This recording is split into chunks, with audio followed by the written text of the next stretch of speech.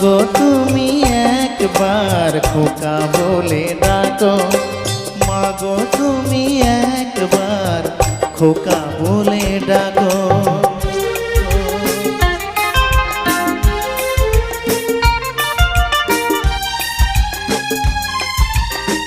আমি সত্যি মা আর বাবাকে আমি সত্যি মন থেকেই বলছি, আমি ঈশ্বরের মতো ভালোবাসি। হয়তো চোখে আপনাদের জল আসবে, কিন্তু মা বাবা আমাদের কাছে এক নম্বর ঈশ্বর, ভগবান। আমার এই মাটার জন্য কি জোরে তালি, সবার থেকে জোরে তালি একসাথে সবাই।